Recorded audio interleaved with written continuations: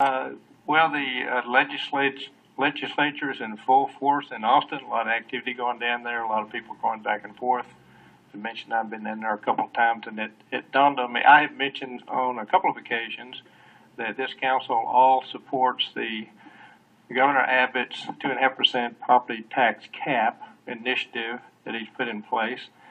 And I had also said that before we took that position, we took a look at all of our numbers for several years of actual budget numbers and modeled that computation to ensure that it would not affect Colleyville negatively from a financial standpoint, and it did not in any of those years. However, it dawned on me that I have never talked about how that 2.5% cap works. And you really need to understand this. You really need to know it's important. Otherwise, you can come to wrong conclusions about it. So let me just tell you real quickly. 2.5% tax cap is computed based on is not computed based on the total tax rate. It's only computed based on part of the tax rate, which is referred to as M&O, maintenance and operations. The other part of the tax rate is called INS, that's interest and sinking fund. And that revenue is raised to pay off city debt. So any bonds that the city has, that revenue pays. There's no cap on that part of the tax rate.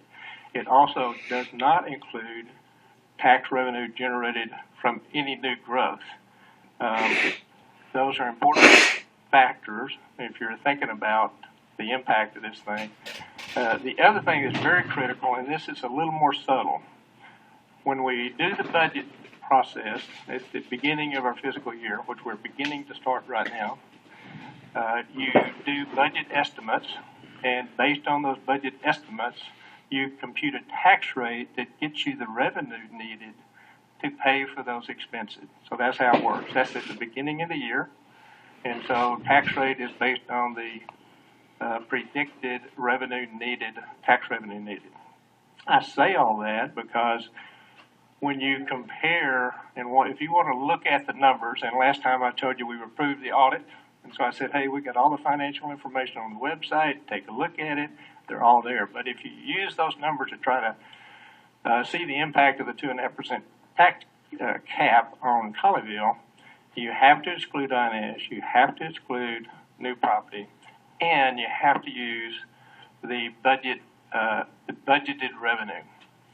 What's in the CAFR is end of year actual revenue, and if you compute year-to-year percentages on those numbers, you will get numbers greater than 2.5, and you will for a couple of reasons. One, the INS is in there, new property growth is in there, and another very important one is if you look at INS, it's kind of interesting.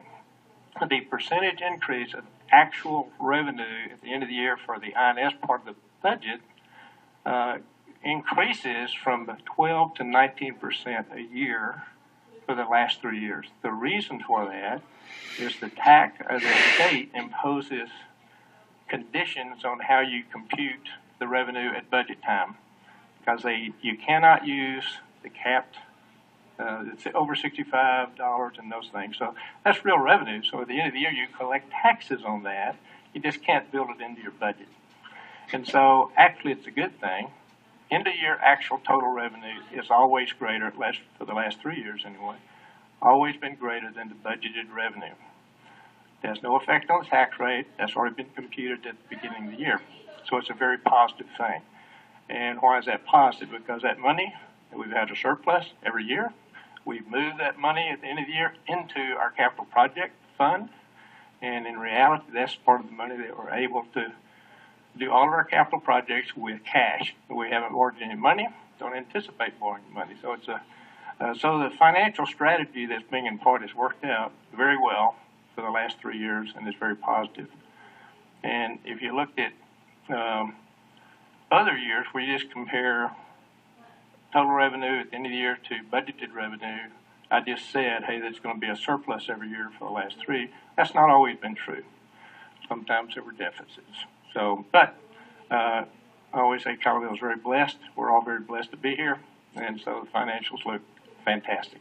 Now, some of what I said was a little detailed. I'd be happy and would love to